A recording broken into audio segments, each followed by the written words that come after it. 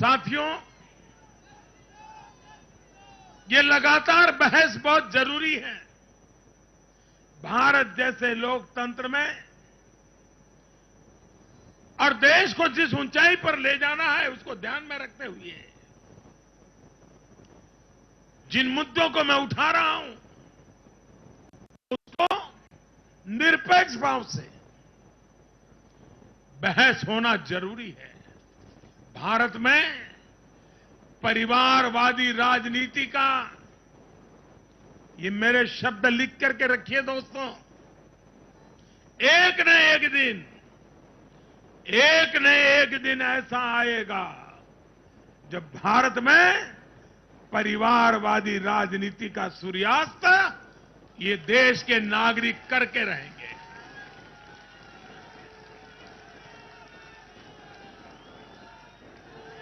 इस चुनाव में देश के मतदाताओं ने अपनी सूझबूझ का परिचय दिखाते हुए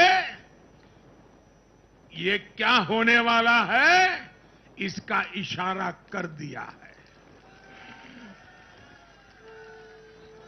साथियों, आज एक और विषय में देश के लोगों के सामने रखना चाहता हूं। ये विषय है भ्रष्टाचार के खिलाफ कार्रवाई को रोकने की साजिश। आप मुझे बताइए साथियों, क्या भ्रष्टाचार के खिलाफ कार्रवाई होनी चाहिए कि नहीं होनी चाहिए? भ्रष्टाचार करने वालों पर कड़ी कार्रवाई होनी चाहिए कि नहीं होनी चाहिए?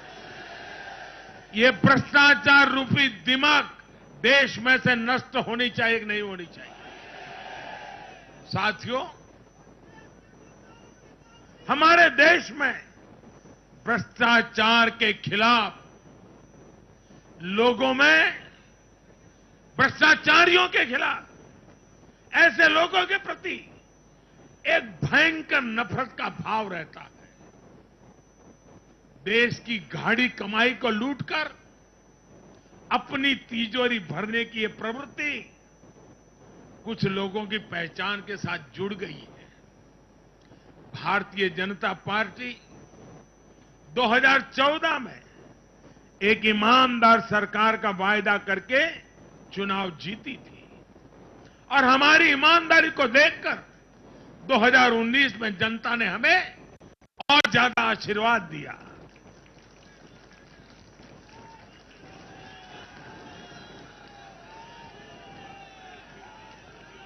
और देश हमसे अपेक्षा करता है कि मोदी जी, आपकी सरकार सिर्फ प्रामाणिक रहे इतना इनफ नहीं है।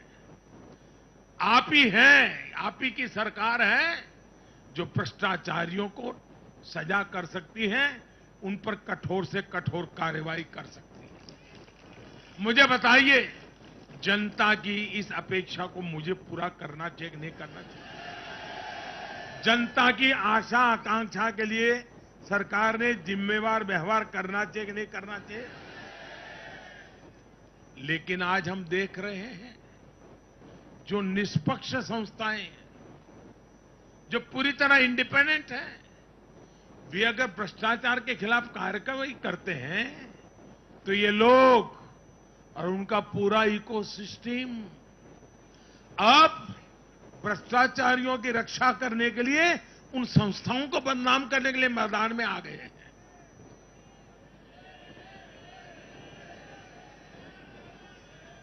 ये देश का कितना बड़ा दुर्भाग्य है कि घोटालों से घिरे लोग एकजुट होकर अब अपनी इकोसिस्टम की मदद से इन संस्थाओं पर ही दबाव बनाने लगे हैं।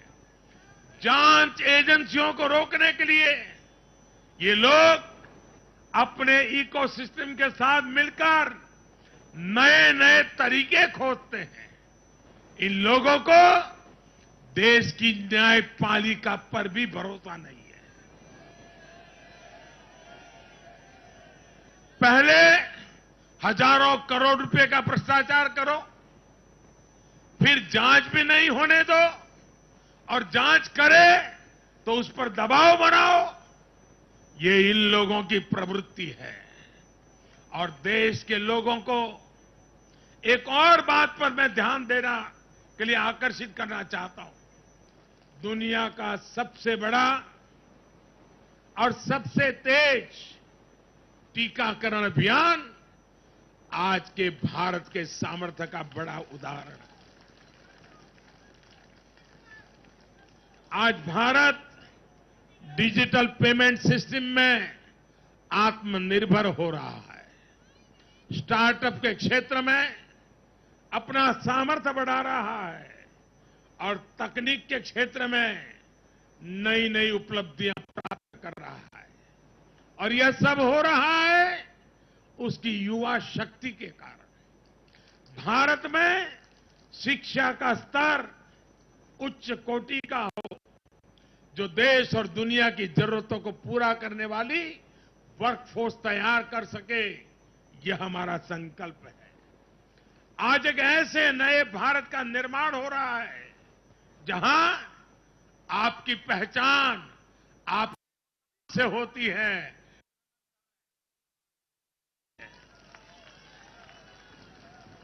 मुझे विश्वास है सबका साथ, सबका विकास, सबका विश्वास और सबका प्रयास के मंत्र पर चलते हुए हम अपने अपने राज्यों को नई ऊंचाई पर लेके जाएंगे।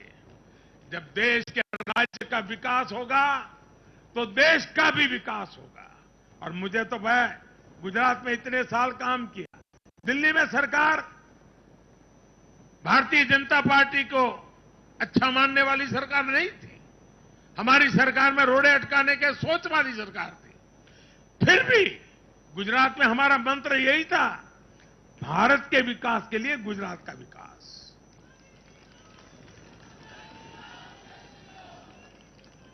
साथियों, हमें जुट जाना है, एक पल भी गंवाना नहीं है। चुनौतियां कितनी ही कठिन क्यों न हो, लेकिन जीतने का संकल्प उससे भी बड़ा होता है।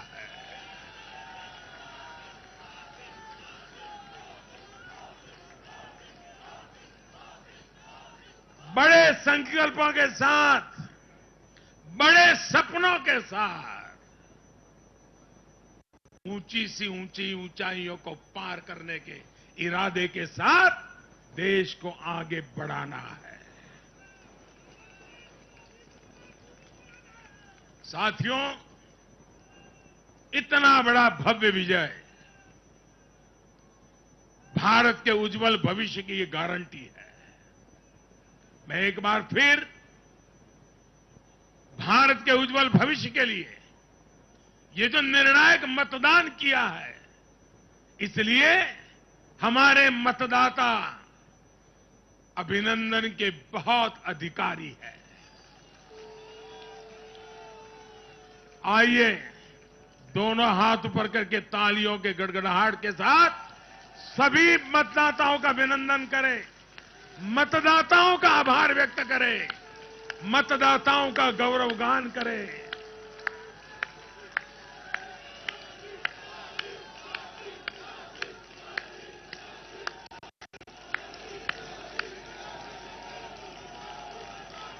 भारत माता की, भारत माता की, भारत माता की।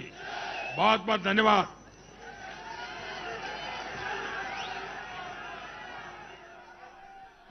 ಇದು ಪ್ರಧಾನಿ ನರೇಂದ್ರ ಮೋದಿ ಅವರ ಮಾತು, ತಮ್ಮ ಕಾರ್ಯಕರ್ತರನ್ನ ಉದ್ದೇಶಿಸಿ ಮಾತನಾಡಿದ್ದು.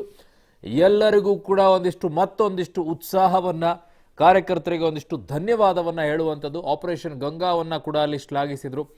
ಕುಟುಂಬ ರಾಜಕಾರಣ ದೇಶಕ್ಕೆ ಮಾರಕ ಅನ್ನುವಂಥ ವಿಚಾರವನ್ನೆಲ್ಲ ಪ್ರಸ್ತಾಪ ಮಾಡಿದರು. ಕುಟುಂಬ ರಾಜಕಾರಣ ವಿರುದ್ಧ ಪ್ರಧಾನಿ ಆಕ್ರೋಶವನ್ನ ಹೊರಹಾಕಿದ್ರು. ಸೊ ಎಲ್ಲ ವಿಚಾರಗಳಲ್ಲಿ ಜಾತಿ ರಾಜಕಾರಣದಿಂದ ದೇಶದ ಅಭಿವೃದ್ಧಿ ಆಗೋದಿಲ್ಲ, ಅದನ್ನು ಹೊರತುಪಡಿಸಿ ನಾವೆಲ್ಲ ಬೆಳಿಬೇಕು, ಅಭಿವೃದ್ಧಿಯ ವಿಚಾರವನ್ನ ನಾವಿದರಲ್ಲಿ ಪ್ರಸ್ತಾಪ ಮಾಡಬೇಕು ಅಂತ ಹೇಳಿ ಎಲ್ಲ ಮಾತನಾಡಿದರೆ. ಜೊತೆಗೆ ಅತಿ ಹೆಚ್ಚಾಗಿ ಅವ್ರು ಮಾತನಾಡಿದ್ರು, ಭ್ರಷ್ಟಾಚಾರಗಳಿಗೆ ತಕ್ಕ ಶಿಕ್ಷೆ ಆಗಬೇಕು, ಇದು ನಿಮ್ಮದೇ ಸರ್ಕಾರ ಅಂತ ಪ್ರಧಾನಿ ಮೋದಿ ಅವರು ಪದೇ ಪದೇ ಅದನ್ನ ಪುನರುಚ್ಚರಿಸಿದ್ರು.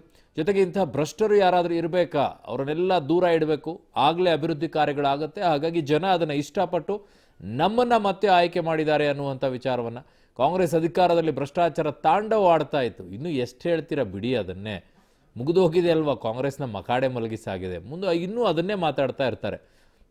ಸೊ ಕಾಂಗ್ರೆಸ್ ವಿರುದ್ಧ ಪ್ರಧಾನಿ ಮೋದಿ ತೀವ್ರ ವಾಗ್ದಾಳಿಯನ್ನು ನಡೆಸಿದ್ದಾರೆ.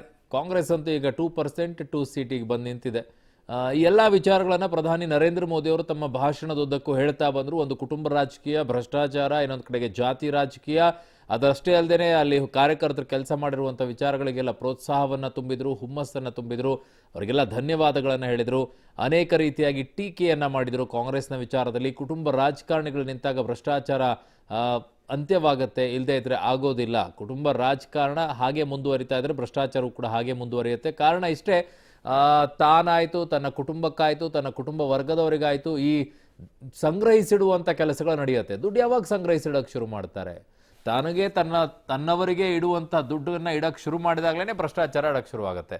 ಯಾವಾಗ ಭ್ರಷ್ಟಾಚಾರ ಬರುತ್ತೆ ಅಂತಂದರೆ ಆ ದುಡ್ಡಿನ ಹಪಹಪಿ ಶುರುವಾದಾಗ, ಯಾರೂ ಇಲ್ದಾಗ, ಒಬ್ಬರೇ ಇದ್ದಂಥ ಸಂದರ್ಭದಲ್ಲಿ ಯಾರಿಗಂತ ಸಂಗ್ರಹ ಮಾಡೋಕ್ಕಾಗತ್ತೆ? ಹಾಗೆ ಯಾವುದು ಮಾಡಲ್ಲ.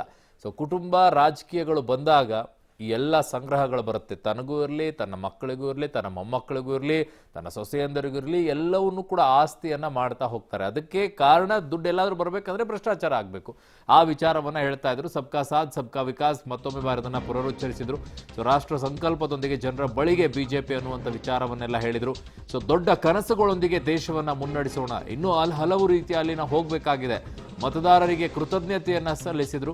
ಗುಜರಾತ್ ಜೊತೆಗೆ ಕರ್ನಾಟಕದಲ್ಲಿ ಚುನಾವಣೆಗೆ ಬಿಜೆಪಿ ಮುಂದಾಗುತ್ತಾ ಅನ್ನುವಂಥ ಲೆಕ್ಕಾಚಾರಗಳು ನಡೀತಾ ಇದೆ. ಈಗ ಡಿಸೆಂಬರ್ನಲ್ಲಿ ಕರ್ನಾಟಕ ಚುನಾವಣೆ ಏನಾದರೂ ನಡೆಯುತ್ತಾ ಅಂತ ಲೆಕ್ಕಾಚಾರಗಳನ್ನು ಹಾಕ್ಕೊಳ್ತಾ ಇದ್ದಾರೆ. ಉತ್ತರ ಪ್ರದೇಶದ ಫಲಿತಾಂಶ ರಾಜ್ಯದ ಮೇಲೆ ಏನಾದರೂ ಪರಿಣಾಮ ಬೀರುತ್ತಾ ಅಂತಂದರೆ UP ಮಾಡೆಲ್ ಜಾರಿಗೆ ಏನಾದರೂ ಮುಂದಾಗುತ್ತಾ? UP ಮಾಡೆಲನ್ನು ಕರ್ನಾಟಕದಲ್ಲಿ ಮಾಡೋಕ್ಕಾಗಲ್ಲ, ಗುಜರಾತ್ ಮಾಡೆಲನ್ನು ಕರ್ನಾಟಕದಲ್ಲಿ ಮಾಡೋಕ್ಕಾಗಲ್ಲ, ಕರ್ನಾಟಕದ ಮಾಡೆಲನ್ನು ಗುಜರಾತಲ್ಲಿ, ಇವೆಲ್ಲವೂ ಕೂಡ ಕಷ್ಟ. ಬಟ್ ಅಗ್ರೆಸಿವ್ ಆಗಿ ಹೋಗುವಂಥ ವಿಚಾರಗಳು ಅದು ವರ್ಕೌಟ್ ಆಗಬಹುದು. ಬಟ್ ಹೇಗೆ, ಯಾವ ರೀತಿಯಾಗಿ ಅನ್ನೋದನ್ನು ನೋಡಬೇಕು. ಅಲ್ಲಿರುವಂಥ ಲೀಡರ್ಸ್ಗಳು ಇಲ್ಲಿರುವಂಥ ಲೀಡರ್ಸ್ಗಳಿಗೆ ವ್ಯತ್ಯಾಸ ಇದೆ.